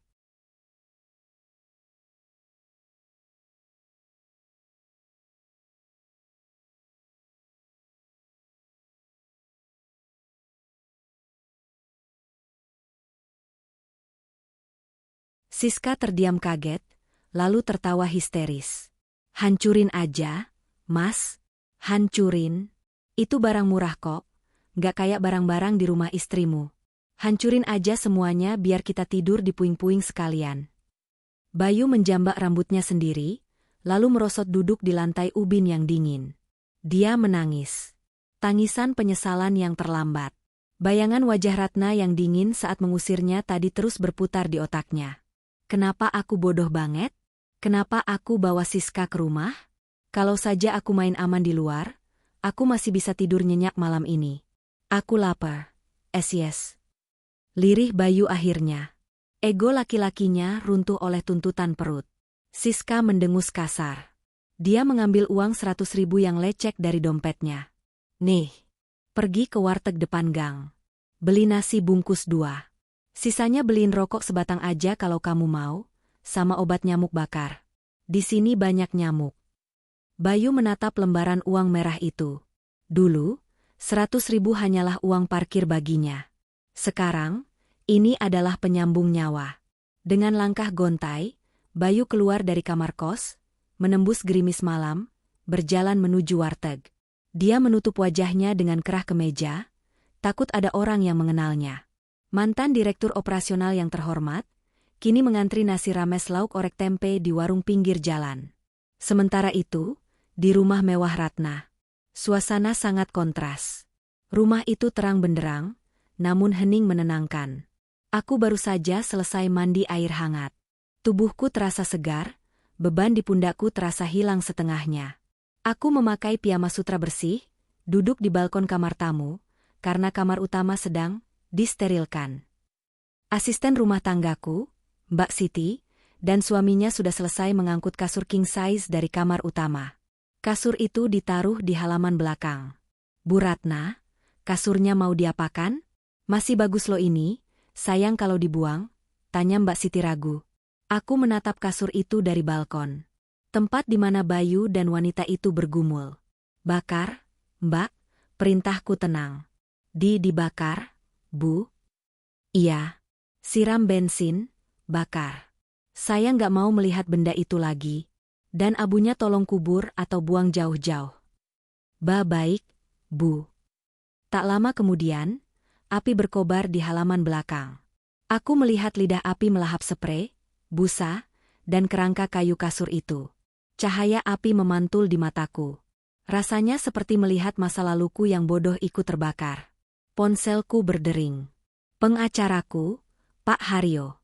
Halo, Pak Haryo, sapaku. Selamat malam, Bu Ratna. Sesuai instruksi Ibu, draft gugatan cerai sudah saya siapkan. Besok pagi-pagi sekali saya akan daftarkan ke pengadilan agama. Bukti-bukti foto dan video yang Ibu kirimkan sangat kuat. Ibu bisa menuntut hak asuh anak penuh dan menolak pembagian harta gonogini, karena adanya unsur pelanggaran berat perjanjian pranikah dan perzinahan. Bagus. Lakukan secepatnya, Pak. Saya ingin status saya bersih sebelum tahun berganti. Siap, Bu. Oh ya, satu lagi. Pihak bank sudah mengonfirmasi pembekuan aset tambahan yang dipegang Pak Bayu. Mulai jam 5 sore tadi, dia resmi tidak punya akses finansial apapun yang terafiliasi dengan Ibu. Terima kasih, Pak Haryo. Kerja bagus. Aku menutup telepon. Aku menatap api yang mulai mengecil menjadi bara. Tiba-tiba, aku teringat sesuatu. Aku mengambil iPadku, membuka aplikasi perbankan. Aku melihat riwayat transaksi terakhir kartu kredit Bayu sebelum ku blokir. Pukul 14.30, pembelian 2 tiket bioskop VIP. Pukul 15, pembelian popcorn dan minuman. Jadi, sebelum Siska datang, dia sempat berencana mau nonton? Atau itu transaksi minggu lalu yang baru terbuku? Ah, tidak penting. Yang penting adalah masa depan. Aku membuka galeri foto di HP. Wajah Dinda tersenyum manis di sana. Maafin Mama, Nak, bisikku pelan. Mama gagal kasih kamu keluarga yang utuh. Tapi Mama janji, Mama akan kasih kamu keluarga yang bahagia, tanpa kebohongan, tanpa parasit. Malam itu, aku tidur sendirian di kamar tamu. Dingin, tapi hatiku hangat oleh rasa kebebasan. Tidak ada lagi kekhawatiran apakah suamiku selingkuh atau tidak. Karena sekarang, aku sudah tahu jawabannya, dan aku sudah membuang masalahnya. Di kosan sempit, Bayu dan Siska makan nasi bungkus dalam diam. Mereka duduk bersila di lantai, ditemani dengungan nyamuk dan suara bising tetangga sebelah yang sedang bertengkar. Nasi itu terasa seret di tenggorokan Bayu. Lauknya asin, nasinya keras. Tapi dia memaksanya masuk karena perutnya perih.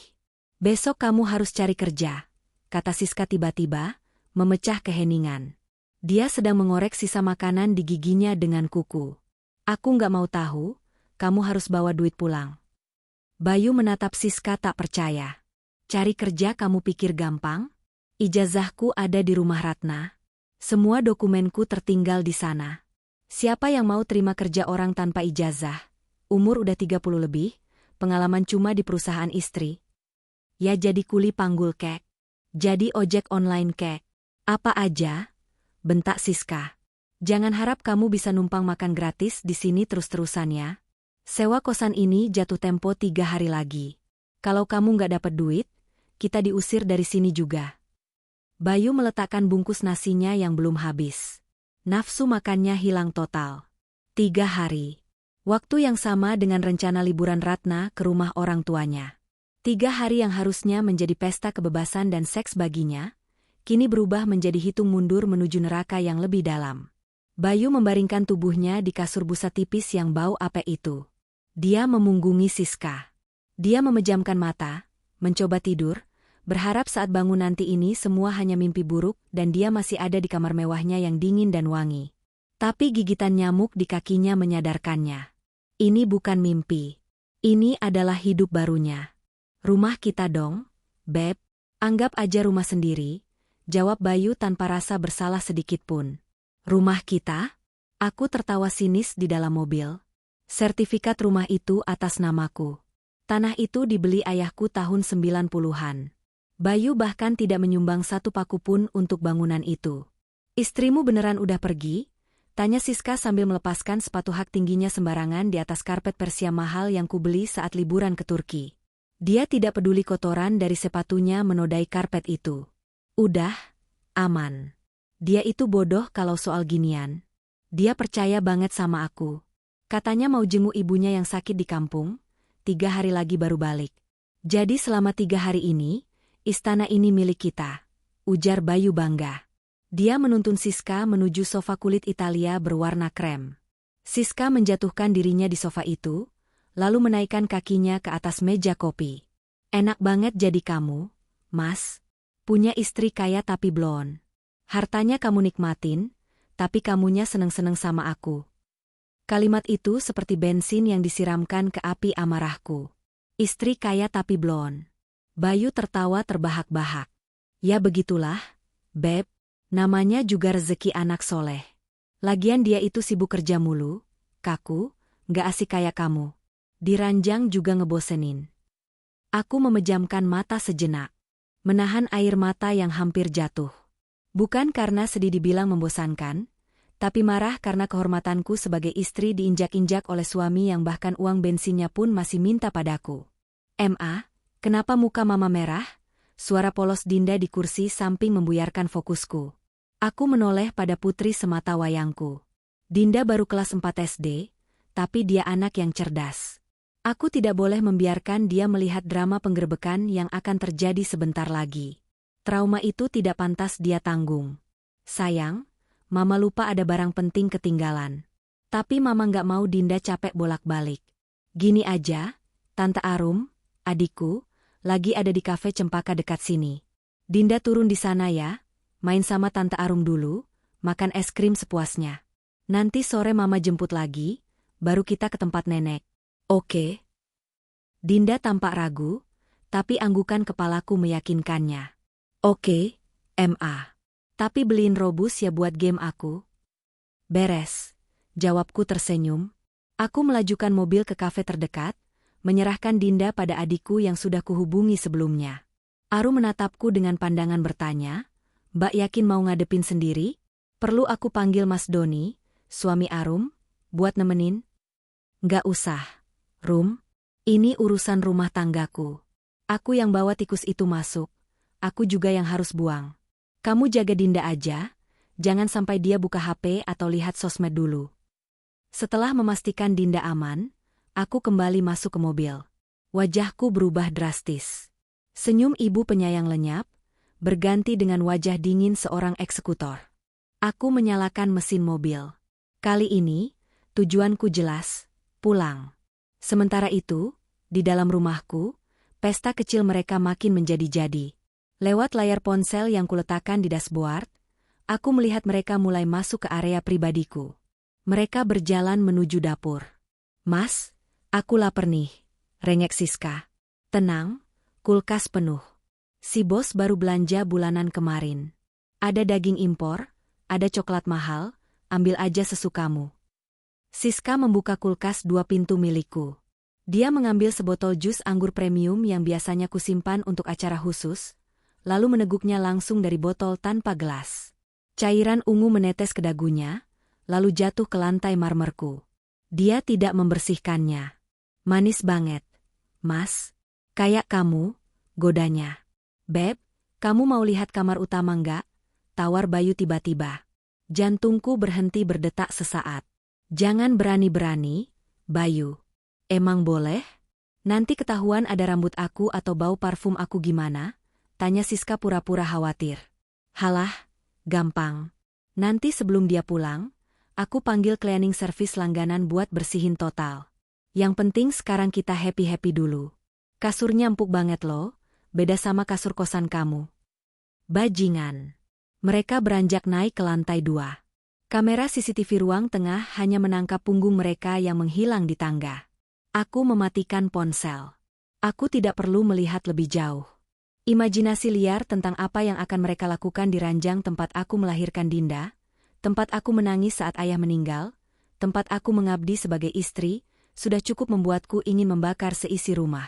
Mobilku berbelok memasuki kompleks perumahan. Aku tidak ngebut. Aku menyetir dengan sangat pelan. Satpam di gerbang depan sempat heran melihatku kembali. "Loh, Bu Ratna? Kok balik lagi? Ada yang ketinggalan." "Bu," sapa Pak Ujang, Satpam kompleks. Aku membuka kaca jendela sedikit. "Iya, Pak. Ada sampah besar yang lupa saya buang. Tolong ya Pak, kalau nanti ada keributan atau saya minta tolong, Bapak langsung datang sama teman regu Bapak." Pak Ujang bingung, Tapi melihat tatapan mataku yang tajam, dia mengangguk hormat. "Siap, Bu Ratna." Aku meluncur ke depan rumah. Gerbang besi tinggi itu tertutup rapat, tapi tidak dikunci gembok. Bayu terlalu malas untuk turun mengunci gembok setelah Siska datang tadi. Aku memarkirkan mobilku di depan rumah tetangga yang sedang kosong, agar suara mesin mobil tidak terdengar jelas dari dalam kamar utama. Aku turun, melepas sepatu flat soesku. Aku berjalan tanpa alas kaki di atas aspal panas, tapi rasa panas di hatiku jauh lebih membakar. 1 bulan telah berlalu sejak malam pengusiran itu. Di kediaman Ratna Prameswari, suasana rumah terasa jauh lebih hidup dan terang.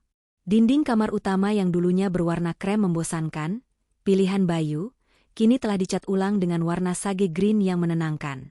Jendela-jendela besar dibuka lebar setiap pagi, membiarkan matahari dan udara segar masuk, mengusir sisa-sisa hawa pengkhianatan. Aku berdiri di depan cermin besar di kamarku yang baru direnovasi. Pantulan di cermin menunjukkan seorang wanita yang berbeda. Rambutku yang dulu sering diikat asal-asalan karena sibuk mengurus suami manja, kini tergerai indah dengan potongan layar terbaru.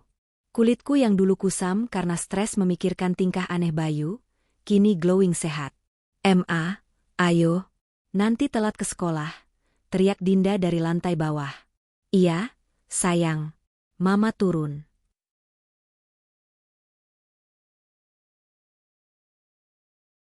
Aku menyambar tas kerjaku.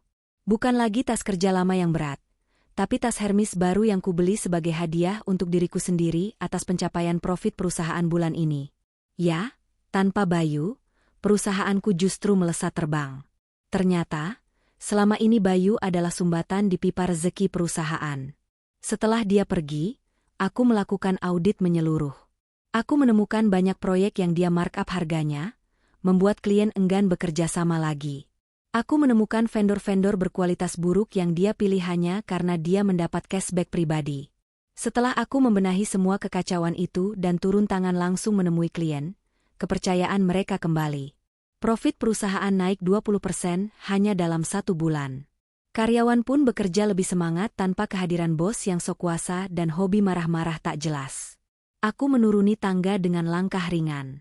"Pagi, Bu Ratna," sapa Mbak Siti yang sedang menata sarapan.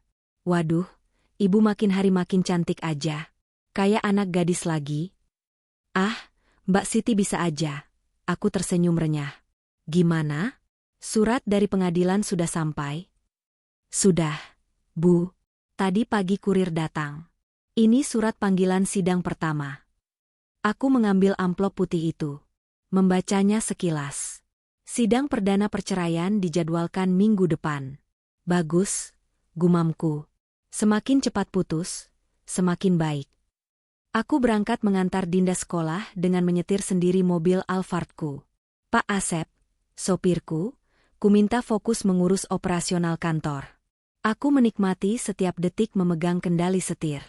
Rasanya seperti memegang kendali hidupku sendiri.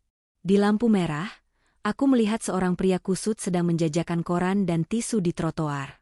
Punggungnya bungkuk, wajahnya kusam kena debu jalanan. Sekilas mirip Bayu, tapi bukan. Aku tersenyum miris. "Di mana kamu sekarang, Mas? Apakah surga yang kamu cari di selangkangan wanita lain itu seindah yang kamu bayangkan?" Sementara itu, di kontrakan sempit Siska. Jam dinding menunjukkan pukul 11 siang, tapi Bayu baru saja bangun. Bukan bangun karena segar, tapi terbangun karena rasa lapar dan panas yang menyengat. Kamar kos itu berantakan. Bekas botol bir, puntung rokok, dan tisu berserakan di lantai. Siska masih mendengkur keras di sebelahnya, bau alkohol menguar tajam dari mulutnya. Bayu duduk di pinggir kasur tipis itu. Dia menatap tangannya sendiri. Tangan yang dulu halus terawat, kini kasar dan kulitnya mengelupas. Selama 1 bulan ini, hidup Bayu berubah 180 derajat. Dia gagal mendapatkan pekerjaan. Tidak ada perusahaan yang mau menerima mantan direktur tanpa ijazah, tanpa referensi, dan dengan nama yang sudah tercoreng di media sosial. Berita perselingkuhannya viral di grup HRD lokal. Dia mencoba menjadi ojek online dengan menyewa akun dan motor orang lain, tapi fisiknya yang manja tidak kuat berpanas-panasan. Baru 3 hari narik, dia jatuh sakit. Sakit beneran, bukan pura-pura. Demam tinggi dan tipes. Dan siapa yang merawatnya? Tidak ada. Siska justru memaki-makinya karena dianggap beban. Udah nggak ngehasilin duit, malah nyusahin. Beli obat sendiri sana. Gue mau kerja, bentak Siska waktu itu. Akhirnya, Bayu berakhir menjadi babu di kontrakan itu. Peran mereka tertukar. Siska yang bekerja setiap malam di tempat karaoke, pulang membawa uang tips dari om-om hidung belang. Dan Bayu yang mencuci baju Siska, Bayu yang menyapu lantai, Bayu yang memijat kaki Siska saat wanita itu pulang mabuk. Seperti pagi ini, Mas. Lenguh Siska sambil menggeliat. Matanya masih terpejam. Ambilin air putih. Haus. Bayu, dengan refleks yang sudah terlatih karena takut dimarahi, segera mengambil botol air mineral gelas dan menusukkan sedotannya. Dia menyodorkannya ke mulut Siska. Siska meminumnya rakus, lalu membuka mata. Dia menatap Bayu dengan pandangan merendahkan. Kamu belum masak? Tanya Siska ketus. Beras habis, SIS. Duit belanja kemarin kamu bawa lagi buat beli pulsa, jawab Bayu pelan. Dia sudah tidak punya tenaga untuk berdebat. Ya ampun, manja banget sih. Kan bisa utang dulu di warung Empok Leha. Empok Leha udah nggak mau kasih utang. Utang kita udah 500.000. Siska mendengus kesal. Dia bangun, duduk bersila, lalu melempar dompetnya ke pangkuan Bayu. Nih, ambil 50.000. Beli makan, beli rokok aku, sama beli pembalut. Cepetan. Bayu menatap lembaran uang biru itu. Hatinya teriris. Dulu, dia yang melempar uang jutaan ke Siska untuk belanja tas. Sekarang, dia disuruh beli pembalut wanita dengan uang hasil Siska dipeluk-peluk laki-laki lain. Kok diam aja? Budek, bentak Siska. Iya aku jalan. Bayu buru-buru berdiri, memakai sandal jepitnya yang sudah tipis sebelah. Saat berjalan keluar gang menuju warung, Bayu berpapasan dengan ibu-ibu tetangga kos yang sedang ngerumpi. Itu lakinya si Siska. Kasihan ya, ganteng-ganteng kok jadi jongos pacarnya, bisik salah satu ibu-ibu. Katanya sih dulu orang kaya, Bu. Tapi dibuang bininya karena selingkuh. Makanya kualat. Sekarang malah jadi piaraan Elsie. Bayu mendengar semuanya. Dia menunduk dalam-dalam, mempercepat langkahnya. Rasa malunya sudah kebal. Dia seperti mayat hidup yang berjalan tanpa jiwa. Di warung, saat menunggu pesanan nasi rames, mata Bayu tertuju pada televisi kecil yang menyala di sudut warung. Sebuah acara berita bisnis sedang menayangkan liputan khusus. Wanita inspiratif tahun ini, Ratna Prameswari bawa perusahaan properti lokal tembus pasar internasional. Jantung Bayu berhenti berdetak. Di layar TV itu, Ratna terlihat memukau. Dia mengenakan setelan jas putih elegan, rambutnya badai, tersenyum percaya diri saat diwawancarai wartawan. Di sebelahnya berdiri seorang pria bule, investor asing, yang menatap Ratna dengan tatapan kagum. Kunci kesuksesan saya adalah membuang hal-hal yang tidak produktif dan fokus pada integritas, ucap Ratna di TV dengan suara tegas. Ketika kita membersihkan lingkungan kita dari pengaruh negatif, rezeki akan mengalir deras. Bayu tahu persis siapa pengaruh negatif yang dimaksud. Itu dia. Empok Leha, pemilik warung, ikut nyeletuk sambil membungkus nasi. Wih, mantap bener tuh ibu-ibu. Udah cantik, pinter cari duit, janda kembang pula katanya. Kalau saya jadi lakinya, saya sembah tuh kaki. Laki macam apa yang nyain berlian kayak gitu? Bayu menerima bungkusan nasi itu dengan tangan gemetar. Dadanya sesak. Sangat sesak. Dia dulu memiliki wanita itu. Wanita di TV itu dulu tidur di lengannya. Wanita itu dulu yang memasakkan nasi goreng untuknya. Wanita itu yang mencuci celana dalamnya. Dan dia menukarnya dengan apa? Dengan wanita pemabuk di kontrakan bau yang sekarang sedang menyuruhnya membeli pembalut. Air mata menetes di pipi Bayu yang kini mulai ditumbuhi brewok tak terawat. Napa lu, Tong? Nangis? Kurang pedes nasinya? Tanya Empok Leha heran. Enggak, Empok. Kelilipan debu, Bayu buru-buru mengusap matanya dan berlari kecil kembali ke kontrakan. Sesampainya di kamar, Siska sedang sibuk dengan HP barunya, HP kredit yang dia cicil harian. Lama banget sih. Sini nasinya, lapar. Siska menyambar bungkusan nasi itu. Bayu duduk di pojok, tidak langsung makan. Dia menatap Siska. "SIS," panggil Bayu pelan. "Apa lagi?" Siska mengunyah nasi dengan mulut terbuka. "Tadi aku lihat Ratna di TV." Siska berhenti mengunyah. Dia menelan ludah. Ada kilatan cemburu dan iri di matanya. "Terus kenapa? Mau pamer kalau mantan kamu sukses? Mau nyesel?" Dia kelihatan bahagia banget. "SIS. Tanpa aku." "Ya bagus dong. Berarti kamu emang pembawa sial," cibir Siska kejam. "Sadar diri, Mas. Kamu itu cuma parasit. Dulu kamu nempel sama Ratna, sekarang kamu nempel sama aku. Bedanya, Ratna pintar, aku bego mau nampung kamu." Kata-kata Siska semakin hari semakin kasar. Topeng, wanita manja nan lembut, yang dulu membuat Bayu tergila-gila sudah hancur tak bersisa. "Aku mau kerja, SIS. Tolonglah, pinjemin aku HP kamu sebentar. Aku mau hubungin teman lamaku yang di luar kota. Siapa tahu dia bisa bantu." "Enggak," tolak Siska mentah-mentah. "Nanti pulsa aku habis kamu pakai telepon sana-sini. Lagian temen mana lagi? Semua temen kamu udah blokir kamu kali. Sekali ini aja, SIS. Demi kita. Kalau aku dapat kerja, kita bisa pindah dari sini. Kamu nggak perlu jadi LC lagi." Siska terdiam sejenak. Tawaran, tidak jadi LC lagi, memang menggiurkan. Dia juga capek harus minum alkohol dan digrepe-grepe om-om tiap malam. 5 menit, kata Siska akhirnya, menyerahkan HP-nya. "Jangan buka macem-macem. Jangan buka galeri foto aku." Bayu mengangguk cepat. Dia menyambar HP itu. Tapi bukan teman yang dia hubungi. Jari-jarinya gemetar mengetik nama, Ratna Prameswari, di kolom pencarian Instagram. Akun Ratna tidak digembok. Bayu melihat postingan terbarunya. Foto Ratna bersama Dinda sedang makan malam di restoran rooftop mewah. Caption, "Date night with my little princess. Celebrating life without toxicity. Blessed single mom life." Di kolom komentar, ratusan orang memuji. Dan ada satu komentar yang membuat darah Bayu mendidih. Seorang pria bernama Adrian_Wijaya.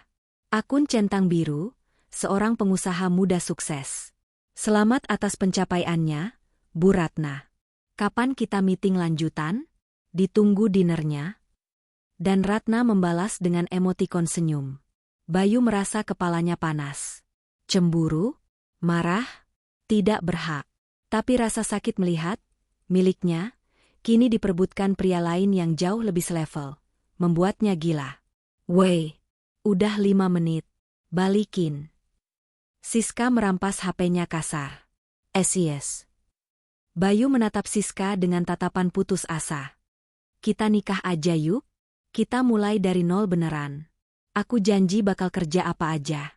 Jadi kuli bangunan juga aku mau. Asal kamu berhenti kerja malam." Siska menatap Bayu, lalu tertawa terbahak-bahak. Tawa yang menyakitkan. "Nikah? Modal apa? Modal cinta? Mas, denger ya. Aku itu mau sama kamu karena aku pikir kamu ikan paus. Ternyata kamu cuma ikan teri. Selama kamu belum punya duit minimal 10 juta di tangan, jangan mimpi ngajak aku nikah."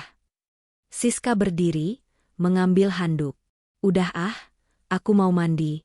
Nanti malam ada tamu VIP yang mau booking aku. Katanya dia mau kasih tips gede. Kamu setrika baju dinas aku yang merah.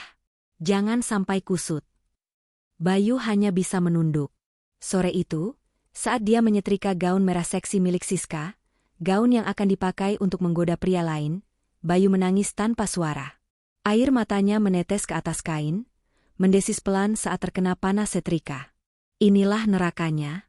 Melihat wanita yang dicintainya bersiap melacurkan diri demi memberi makan dirinya, sang mantan suami kaya yang kini tak berguna. Tiba-tiba, pintu kontrakan diketuk keras. "Dok, dok, dok." "Siapa?" teriak Siska dari kamar mandi. Bayu meletakkan setrikaan, berjalan membuka pintu. Dua orang pria berbadan tegap dengan jaket kulit hitam berdiri di sana. Wajah mereka sangar. Bukan, ini bukan polisi. Ini debt collector. Benar ini tempat tinggal saudara Bayu Saputra dan Siska? Tanya salah satu pria itu dengan suara berat. Bayu menelan ludah. Saya Bayu. Ada apa ya, Bang? Kami dari pihak leasing mobil dan pinjaman online. Data saudari Siska menunjukkan ada tunggakan cicilan HP dan pinjaman tunai yang macet. Dan Bapak Bayu, nama Bapak tercatat sebagai penjamin di beberapa aplikasi pinjol ilegal yang nomornya terhubung ke sini. Rupanya Siska diam-diam menggunakan KTP Bayu, yang tertinggal di dompet lamanya, untuk mengajukan pinjaman online demi menutupi gaya hidup mereka bulan ini. Bayar berapa, Bang? Total 20 juta. Harus lunas hari ini atau kami angkut barang-barang. Siska keluar dari kamar mandi hanya memakai handuk. Ada apa sih ribut RI? Matanya membelalak melihat dua debt collector itu. Mati gue, desis Siska. Bayu lemas. Masalah baru saja datang. Dan kali ini, tidak ada Ratna yang akan datang membereskan kekacauan dengan cek tunai. Mas, kamu urusin mereka dong. Kamu kan laki-laki. Teriak Siska panik, berlindung di balik punggung bungkuk Bayu. Bayu menatap dua preman itu, lalu menatap Siska, lalu menatap langit-langit kontrakan yang bocor. Dia sadar, hidupnya belum sampai di dasar. Ini baru permulaan dari kejatuhan yang sebenarnya. Pintu kontrakan yang tipis itu seolah tak mampu menahan gedoran nasib yang datang bertubi-tubi. Dua penagih utang, debt collector, berbadan kekar itu tidak basa-basi. Tanpa menunggu penjelasan Bayu yang tergagap, salah satu dari mereka langsung mencengkeram kerah ke meja lusuh Bayu. 20 juta. Sekarang. Atau lu mau ginjal lu yang gue ambil? Ancam pria berjaket kulit itu, bau rokok dan keringat menyengat hidung Bayu. Bang, sumpah saya nggak punya uang segitu. Saya dijebak. KTP saya dipakai diam-diam sama perempuan ini. Bayu menunjuk Siska yang masih berdiri mematung dengan handuk melilit tubuhnya. Siska, yang biasanya garang, kini ciut nyalinya.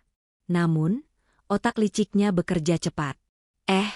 Bang, jangan salahin saya dong, teriak Siska tiba-tiba. Dia ini penjaminnya, dia suaminya. Dia yang harus tanggung jawab. Barang-barang di sini ambil aja, tapi jangan sakitin saya. Barang apa? Bentak penagih utang itu sambil menendang kipas angin butut hingga hancur. Kipas rongsokan gini? Kasur bau apa ini?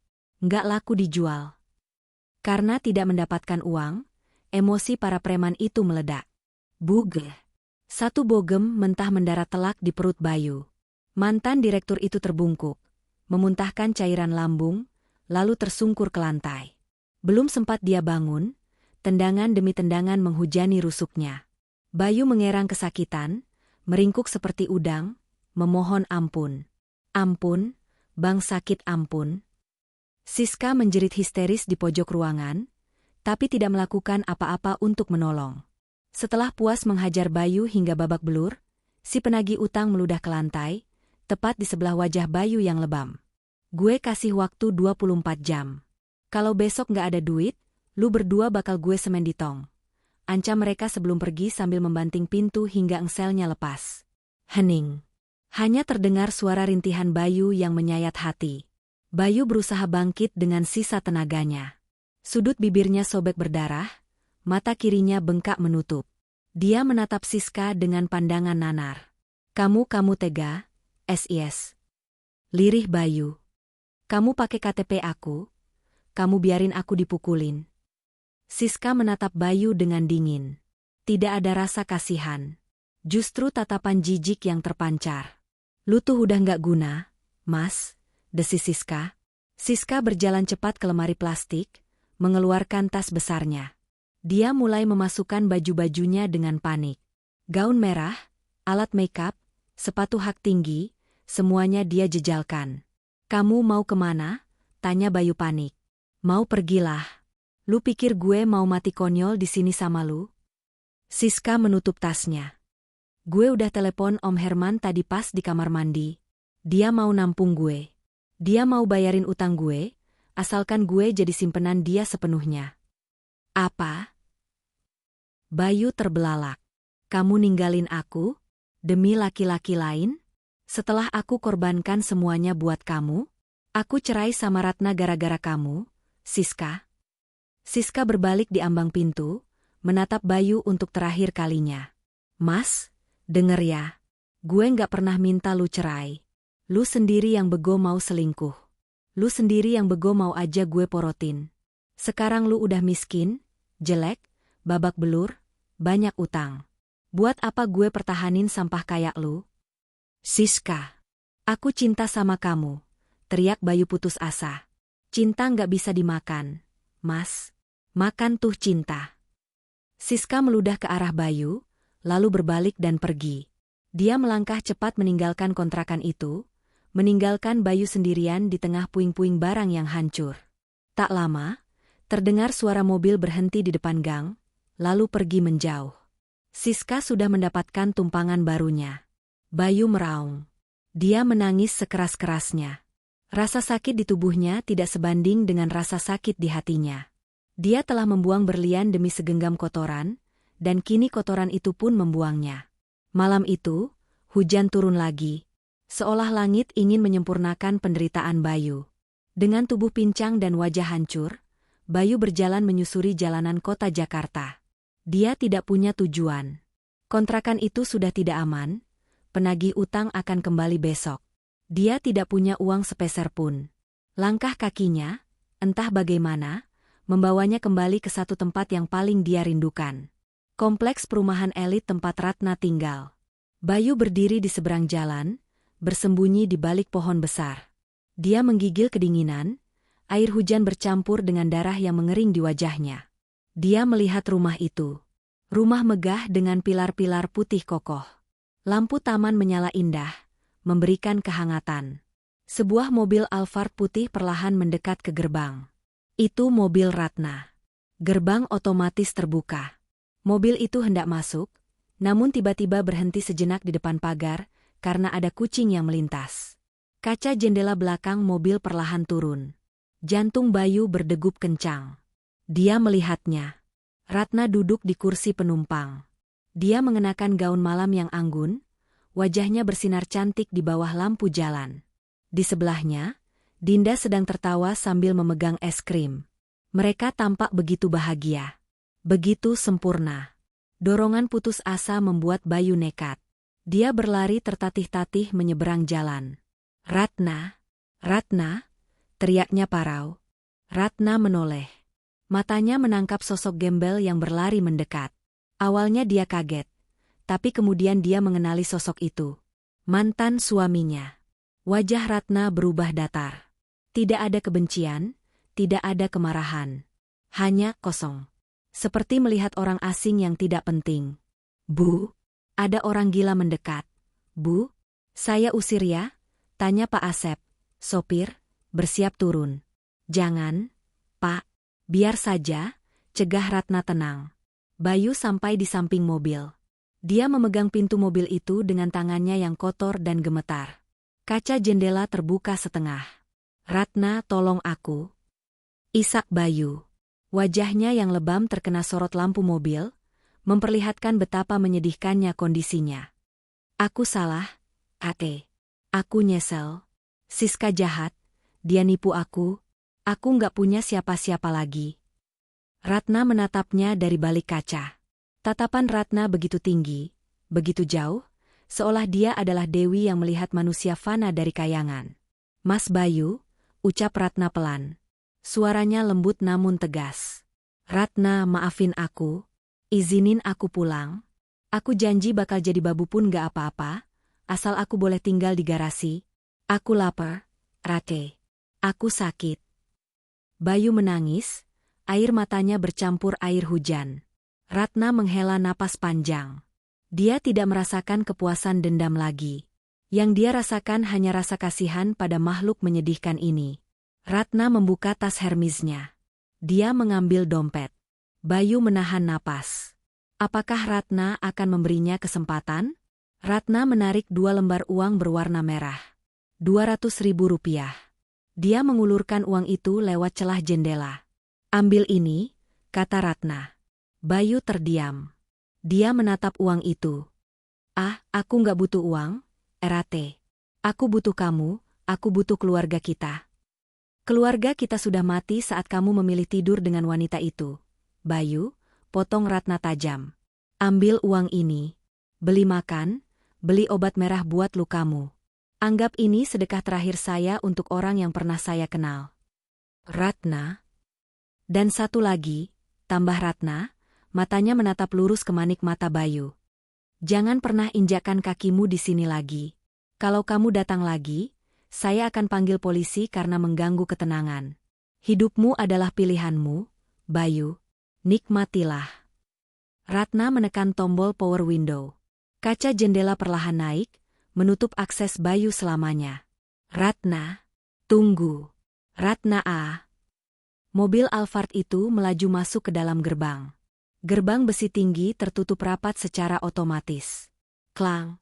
Suara besi beradu itu menjadi penutup kisah mereka. Bayu berdiri terpaku di depan gerbang yang tertutup. Hujan semakin deras. Uang 200.000 di tangannya basah kuyup, sama seperti harga dirinya yang sudah hancur lebur.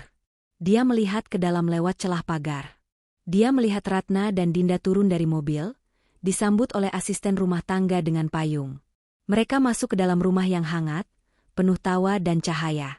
Sementara Bayu, sendirian di luar, di dalam kegelapan dan kedinginan.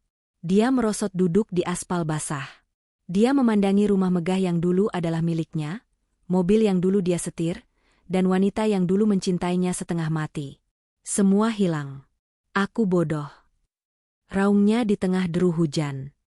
Tuhan, aku bodoh. Tapi penyesalan selalu datang terlambat. Dan malam ini, Bayu belajar bahwa karma tidak pernah salah alamat.